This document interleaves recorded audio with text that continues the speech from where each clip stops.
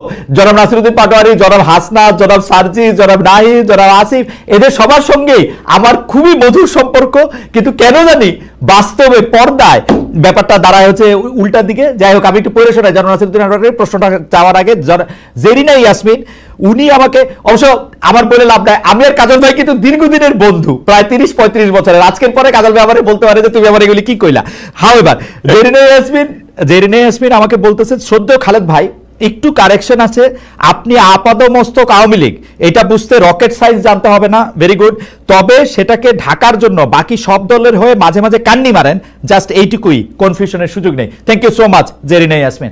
আমি জনাব নাসিরউদ্দিন পাটোয়ারি আপনার কাছে যেটার জন্য আসতে চাই সেটা হচ্ছে যে আপনি খুব সংক্ষেপে একটু বলবেন, কারণ আমরা কাজল ভাইয়ের কাছে জাস্ট একটা ওইটা নিয়েই যাব, যেহেতু এখন এনটি আওয়ামী লীগ প্ল্যাটফর্মটা নাই, এনটি আওয়ামী লীগের চেতনা আসলে, আমি এটা চেতনাও শব্দটা বলতে চাই না, এনটি আওয়ামী লীগের যে দর্শন বা চিন্তা বা নীতি সেটা সবাই ধারণ করতেছে, সেজন্য বিএনপি ভয় পেতেছে তার ভোটগুলি ভাগ হয়ে যেতে পারে। এটা নিয়ে আসলে বিএনপি কি মনে করে?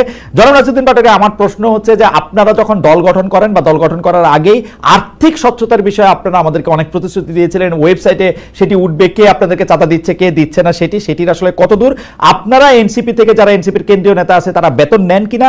যদি বেতন না নেন তাহলে আপনাদের চলে কিভাবে, আপনারা কিভাবে আপনাদের পেশাগত মানে জীবন কিভাবে নির্বাহ করেন? জনাব নাসিরউদ্দিন পাটোয়ারি, আর্থিক স্বচ্ছতা। অনেকগুলো ভালো কোশ্চেন আপনি করেছেন, যেগুলো নিয়ে পিপলের মধ্যে একটা কনফিউশন রয়েছে। তো আমি প্রথমে যেটা, যে বাংলাদেশে এনটি আওয়ামী লীগ, এটা আপনার কাছে প্রশ্ন না, এটা কাজল ভাইয়ের কাছে প্রশ্ন না, এটা আমাকে 30 সেকেন্ড বলতে দিতে হবে। জি জি জি, যেটা হলো নাই, বলতো বিএনপির ভোট ব্যাংকটা এখানে কমে গেছে। হ্যাঁ, আরেকটা জিনিস হলো, বাংলাদেশে কি এখন জিয়াউর রহমান খালছে খালগুলো কাটছে, এগুলো কি আছে? 2001 থেকে 6 পর্যন্ত যে দুর্নীতি করছে, খাল নাই, বিল নাই, ভারতীয় ধানের বীজ, বাংলাদেশে কোনো বীজ নাই, অথচ হলো প্রতীক হলো ধান, তো কি দিয়ে ভোট পাবে? এই জন্যই আমি বলি আরেকদিন টকশো করব না, আরেকদিন টকশো করব না, আরেকটা দিন করব না। আরেকটা জিনিস হলো, শুধু এনসিপির, বাংলাদেশে বিএনপির হলো সমর্থক, আমি যেটা স্টাডি করলাম, 75 থেকে পরবর্তী জিয়াউর রহমান দল গঠন করলেন, খালেদা জিয়া আসলেন, 90-এ ওনারা গণঅভ্যুত্থানের নেতৃত্ব দিয়েছিলেন 1 থেকে 6 পর্যন্ত, 25-30 উপরে ওনাদের ভোট নাই। 25-30 হলে তো 90টা আসনে হয়। আমি যেটা বললাম, এটাকে কাজল ভাই ল কোশ্চেন এতটুকু বুঝতে পারেন না নাকি? এটাও আমার থেকে বুঝতে হবে আপনার। তারপরে আসি যে আমি বলেছি 300টা আসনের কথা। দেখেন খালিদ ভাই, একটা জিনিস বুঝেন, আমরা যখন রাজনৈতিক দলে প্রার্থী দিব, আমরা তো 300 আসনেই দিব। এখন আমি বললাম 150টা, ওই ছোট দল, তোকে 2টা দিব, ওকে তোকে 3টা দিব, তা আমি তো 300 আসনে জেতার জন্যই প্রার্থী দিব। এটা কেমন রাজনৈতিক দল? আপনি 300 আসনে জেতার জন্য প্রার্থী দিতেছেন না, একটা লোকের ডানে দাঁড় করায় দিচ্ছেন, ওরে দিয়ে ওরে জিতাবেন। এই সংস্কৃতি থেকে ভাই আপনাদেরকে বের হতে হবে ভাই, এগুলা অতীত সংস্কৃতি। সেজন্য এখন আমি বললাম যে আমাদের দলে আপনি যদি আমরা 1 ঘন্টার বেশি 200 আসন জিততে হবে, আমি বললাম যে আমাদের 200 আসন জিততে হবে, 200 আসন বাকি 100 জনের ভিতরে থাকবে। ভাই কে না কে জিতবে ওই 200 জনের মধ্যে কি আমার নামটা? এটা হয় কি, এটা হয় কি জনাব পাটোয়ারি, আমি একটু আপনাকে বলি, আমরা দেখেছি কি রাজনৈতিক দলগুলি জানে যে কোথায় তাদের কতটুকু স্ট্রেংথ, সেই অপটিমাম স্ট্রেংথকে ধরে তারা একটা ম্যাপ প্রণয়ন করে। যেমন আওয়ামী লীগ জানে যদি আওয়ামী লীগ নির্বাচন করে গোপালগঞ্জে তারা সব আসনে জিতবে, তেমনি বিএনপি জানে তার স্ট্রেংথ আছে বগুড়ায় সব আসনে জিতবে। আমি খুব জেনারেলাইজ কথা বললাম। এরকম ভাবে কোন কোন আসন তাদের একেবারে সবুজ, কোনটা একটু গ্রে, কোনটা লাল, সেরকম ভাবে তারা করে। সেই জন্য প্র্যাকটিক্যালি বিএনপি ভোটের আগে, 2001 সালের ভোটের আগে, সেইটার ব্যাপারটা আমি পুরোপুরি দেখেছিলাম বলে আমি জানি। তারা নির্বাচন হওয়ার আগেই তারা জানতো যে নিরপেক্ষ নির্বাচন হলে তারা কতটা আসনে তারা নিশ্চিত জয়লাভ করবে। মাঠের তো আসে সেরকম ভাবে সেটা বলে আর কি। আচ্ছা, আমরা আরেকদিন কথা বলবো না, জনপাটের আরেকদিন কথা। এরকম বিএনপি এই ডেটা ভিত্তিক ভোটের ম্যাপিংটা স্মার্টলি আসলে আওয়ামী লীগেরা আগে শুরু করেছে, মানে ডিজিটাল বাংলাদেশ ডিজিটাল হওয়ার আগে শুরু করেছে, যেটাকে হাওয়া ভবন কেন্দ্রিক যেটা 2001 সালে বলা হয়, সেই ডিজিটাল ম্যাপিংটা সেটা এখানে জানি খালিদ ভাই, এগুলো জানি কোন এজেন্সির মাধ্যমে করছে এগুলো আমরা জানি। এখন তারা ওই এজেন্সিগুলোকে হায়ার করতেছে তাও আমরা জানি। ফ্যান্টাস্টিক। আপনাদের দলের কথা, এখন হলো আপনাদের দলের কথা, হ্যাঁ, এখন হলো যে ভারতীয় যে বিজেপি যেটা বলেছিল, জনসংঘ যখন ছিল অথবা জনদলটা যখন ছিল, জনদল কয়টা আসনে চিন্তা করেছিল, এবং 1990 সালে আগে বিএনপির কি অবস্থা, প্রার্থী দিতে প্রার্থী খুঁজে পাওয়া যায়, তাদের একটা স্বপ্ন ছিল, জিয়াউর রহমান স্বপ্নটা দেখিয়েছিল। আমি খালেদা জিয়াকে খুবই রেসপেক্ট করি, আমি ওনার সাথে পার্সোনালি দেখা করেছিলাম, আমার স্বপ্ন ছিল যে ওনার সাথে কিছু জিনিস আমি শেয়ার করবো, জিজ্ঞেস করবো। নাসিরউদ্দিন ওনার পাটোয়ারি, যে আপনি রাজপথে বিএনপি থেকে নেমে এনসিপিতে একদম- আসেন, আপনি বিএনপি থেকে এনসিপিতে আসেন। বিএনপি থাক, বিএনপিতে আরেকদিন কথা বলবো, সত্যি আপনি এনসিপিতে আসেন, এনসিপিতে আপনাদের না আর না, এটা তো এই যে রুহুল কুদ্দুস ভাই, এই যে একটা মানে ওনার মতো সিনিয়র লয়ার, আমাকে আজকে একজন বলছে যে ওনাকে সম্মান দেওয়ার জন্য, কারণ উনি নাকি সামনে হলো লয়ার সেক্টর নিয়ন্ত্রণ করবে, পরে নাকি মামলা টামলা খেলে উনি আমার আরো বেশি করে ঢুকায় আর একবার কি কি বলবে। আপনি খোঁজ দিলে জানতে পারবেন। সরি টু সে, আপনি আমি আপনাকে রেসপেক্ট করতাম, আপনি যে শব্দ আজকে চয়ন করেছেন আপনি এটা এক্সপান্ড করবেন, এক নাম্বার। দুই নাম্বার জিনিসটা হলো আপনি আমাদের ফাইন্যান্সিয়াল সিস্টেমের কথা বলেছেন, এই যে বালখিল্য যে একটা শব্দ ব্যবহার করেছেন উনি, এবং এটা উনি সিনিয়র লয়ার হিসেবে, লার্নার পার্সন হিসেবে উনি লন্ডন থেকে এডুকেটেড হয়েছে এবং সেখানে যথেষ্ট আমার মনে হয় যে এই শব্দটা এক্সপান্ড করা উচিত, এক নাম্বার। দুই নাম্বার জিনিস জি আর্থিক খাত, ফাইন্যান্সিয়াল কোশ্চেন।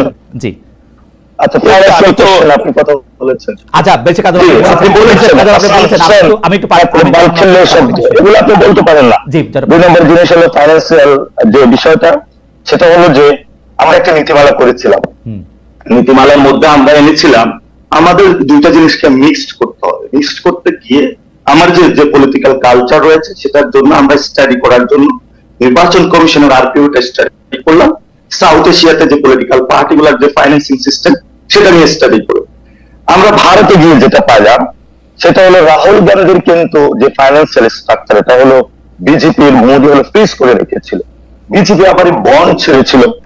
আমরা একটা সুন্দর মডেল আবার হলো মালয়েশিয়াতে গিয়েছি, মালয়েশিয়ার যে তরুণ প্রজন্ম তারা ফাইন্যান্সিয়াল মডেলের ক্ষেত্রে নতুন একটা ধারা নিয়ে এসেছিল। থাইল্যান্ডের একটা তরুণদের একটা পার্টি, মুভ ফরওয়ার্ড পার্টি, অবশ্যই আপনি শুনেছেন, 167টা সিট পেয়েছিল, তাদেরও তো ফাইন্যান্সিয়াল একটা মডেলে তারা সিস্টেম নিয়ে এসেছিল। আর বর্তমানে আমেরিকার নেক্সট প্রেসিডেন্ট ক্যান্ডিডেট বলা হয়ে থাকে এওসি কে। এওসি একজন বারটেন্ডার ছিলেন, খুবই স্ট্রাগল লাইফে ছিলেন, তার ফাইন্যান্সিয়াল ক্লিয়ারেন্স খুবই স্ট্রং। এবং আপনি যে আমদানির কথা বলেছিলেন যে আপনি টকশোতে কত, তার ফাইন্যান্সিয়াল আমি ব্যাকগ্রাউন্ড দেখলাম খুবই স্ট্রং এবং মানে ক্লিন। স্ট্রং বলতে আমরা হাজার হাজার কোটি টাকা মালিক বুঝে ওইটা নাই, খুবই ক্লিন এবং তার ট্র্যাক রেখেছে। আমরা যখন দল গঠন করলাম আমরা খুবই একটা চিন্তার মধ্যে পড়ে গেলাম যে স্ট্রাকচার গুলোতে বিভিন্ন দল, বিভিন্ন বিএনপির এমপি গুলো অফার করতেছিল যে আমাদের সাথে আসো, ব্যবসা করো, কোথায় থেকে ইলেকশন করবা, কি করবা, দল চালাবা কিভাবে, বিভিন্ন দেশ আমাদেরকে বলতেছে, বিভিন্ন গোয়েন্দা সংস্থা বলতেছে। আমরা বলছি নো, আমরা কোনোটাতে যাব না। তখন আমরা ইয়েল ইউনিভার্সিটি, এমআইটি ইউনিভার্সিটি এবং ওয়ার্ল্ডের যারা বাংলাদেশি ডায়াসপোরা আছে তাদের সাথে যোগাযোগ করলাম, how can I solve this matter. তারা আমাদেরকে একটা ফাইন্যান্সিয়াল মডেল বানিয়ে দিল। আমরা সেই ভিত্তিতে গিয়ে আমাদের সেই রিসার্চ বেসড যে ফর্মটা আছে আমরা সেটা অবমুক্ত করলাম, আমরা ক্রাউড ফান্ডিং এ গেলাম, আমরা টি শার্ট, ব্যাগ বিভিন্ন জায়গায় জনগণের কাছে গেলাম। অর্থাৎ আমরা যেহেতু এখনো আর্মির এস্টাবলিশমেন্ট ভাঙতে পারি নাই, আমাদের ব্যুরোক্রেসির এখন এস্টাবলিশমেন্টের যেটা আওয়ামী এস্টাবলিশমেন্ট ভাঙতে পারি না এখনো, মিডিয়ার এস্টাবলিশমেন্ট ভাঙতে পারি না এখনো, অর্থাৎ এগুলোকে চেঞ্জ করতে পারি না। পাটোয়ারি, আমরা এই জন্য হলো জনগণমুখী হলাম, এই জন্য আমরা ফাইন্যান্সিয়াল রাইট সেগুলো সেটা ওয়েবসাইটে প্রকাশ করার কথা ছিল, সেটা কি আপনারা করতেছেন? জি, আমাদের ওয়েবসাইটে আপনার ট্র্যাকিং এ সবগুলো বিষয় আছে। সেখানে হলো আমরা আবার জনগণকে একটা জিনিস হিসাব মিলিয়ে দিতে, অর্থাৎ আমাদের ডেবিট ক্রেডিটটা মিলিয়ে দিতে, সেটা হলো আমাদের কাছে আমাদের জি সেটা আপনারা দিচ্ছেন। সেটা আর আপনারা এটা হলো ডেভেলপ হচ্ছে আমাদের, মানে যত টাকা উঠতেছে, মানে আমাদের যত অ্যাকাউন্ট থেকে ঢুকতেছে সেই জিনিসটা কত খাতে কোথায় খরচ হচ্ছে আমাদের ওয়েবসাইট হলো দুই পাশে থাকবে। সেটা কি নতুন টাকা নাকি আপনারা রূপায়ণে যে বিল্ডিং আছেন সেটার ভাড়ার টাকা, আপনারা যে ইফতার পার্টি করছেন সেটার টাকা? আপনি এক একটা কথার মধ্যে এলিগেশন দিয়ে থাকেন, আমরা সেগুলিও কি আপনারা দিবেন কিনা ভাই? সেগুলো আপনারা দিবেন কিনা, ওয়েবসাইটে থাকবে কিনা যে আপনারা এই ভাড়া টাকাটা রূপায়ণ টাওয়ার? এখন রূপায়ণ টাওয়ার বললে পিপলের একটা পারসেপশন সৃষ্টি হয়, অনেক রিকশাওয়ালা আপনারা যেভাবে প্রতিক্রিয়া জানান সেই কারণে পারসেপশন সৃষ্টি হয়। পাটোয়ারি যেভাবে প্রতিক্রিয়া জানান এটা যদি খুব স্বাভাবিকভাবে নিতেন যে হ্যাঁ বাড়ি ভাড়ার টাকা যেখান থেকে দেই সেটা দিব, কিন্তু এটা হচ্ছে কি আপনারা একদম ছেদ করে উঠেন। এই আওয়ামী লীগের লোকদের এরকম ছেদ করে উঠতে দেখতাম, যাই জিজ্ঞেস করতাম আপনি গাড়ি পাইলেন কই, আপনি গাড়ি পাইলেন কই, ছেদ করে উঠলো। ছেদ করে উঠেন না, বাড়িটা তো ভাড়া নিছেন, বাড়িটা তো ভাড়া নিছেন, ভাড়ার টাকাটা প্রকাশ করবেন। আরো রেটরিক নেবেন না, এটা হলো আপনার প্রতি রিকোয়েস্ট। আচ্ছা, বাড়ি ভাড়ার টাকাটা দিবেন, যে এখানে পার্টি অফিস আছে সেখানে টাকাটা দিবেন আপনারা, মানে প্রকাশ করবেন। জি, আমরা ভাড়া দিচ্ছি, সেটা প্রকাশ করবেন কিনা? আপনারা বলছেন যে আপনাদের আর্থিক সকল স্টেটমেন্ট সবার সামনে উন্মুক্ত থাকবে, সেটা থাকবে জি, আমরা প্রকাশ করব। কবে থেকে থাকবে? আমরা প্রকাশ করব। আমরা ফাইন্যান্সিয়াল এখানে যে বিষয়টা হয়েছে, যিনি এই আমরা যে জায়গায় আমাদের অফিসটা আছে, যিনি ওইটার মালিক, উনিও বিএনপির সাথে সংশ্লিষ্ট, খুবই ভদ্রজন পার্সন, মানে পচা বিএনপি না, ভালো বিএনপি। উনি বলছেন আমার পরিচয় ওইভাবে পাবলিশ করিও না, ওনারটা মানে ওনার পরিচয়টা তো আমার গোপন রাখতে হবে। উনি যেহেতু আমাদের কাছে রিকোয়েস্ট করছেন, তাকে আমরা পার মানতে বলতে চাই, এই তারিখের মধ্যে আপনারা এটা জনগণের কাছে প্রকাশ করবেন। আমার কোনো উৎসাহ নাই, আমরা আগামী 1-2 সপ্তাহের মধ্যে আমাদের চ্যাটটি ফাইন্যান্সিয়াল যিনি পার্টি গঠন হওয়ার পর থেকে এখন পর্যন্ত আপনাদের আয় ব্যয়ের হিসাবটা আপনারা জনগণের কাছে প্রকাশ করবেন, তাই তো? জি, আমরা এটা পাবলিশ করে দিই। আচ্ছা, আপনারা কি কোনো বেতন নিতেছেন কেন্দ্রীয় নেতারা? এই আমাদের এখানে একটি কথা এসেছিল যে মানে জামায়াত ইসলামীর বাংলাদেশের যে মডেলটা, এটাতে হলো মানে তাদের একটা বরাদ্দ থাকে, আবার এই বিএনপির এটা হলো বুর্জোয়া পলিটিক্সের এই ক্ষেত্রে হলো পার্সন টু পার্সন এই জিনিসটা মেনটেন করে, আর বড় ভাইকে হলো বিভিন্ন জায়গা থেকে চাঁদা তুলে দেয়। তো সেই জন্য আমরা চিন্তা করছি যে আমরা আইডিয়া কেন্দ্রিক রাজনীতি করবো, এখানে কোনো ভাইয়ের রাজনীতি করবো না, কোনো প্রবাসী ব্যক্তির রাজনীতি করবো।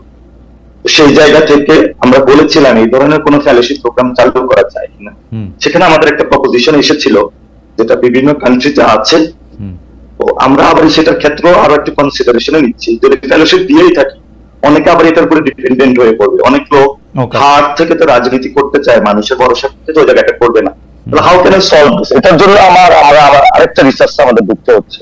Will solve this every matter. যতগুলো কোশ্চেন আসছে ভাই, যতগুলো দিবেন আমরা সব ডিল করে সামনে যাব ইনশাআল্লাহ। সে জায়গাটা আপনাকে অনেক অনেক ধন্যবাদ। আমাদের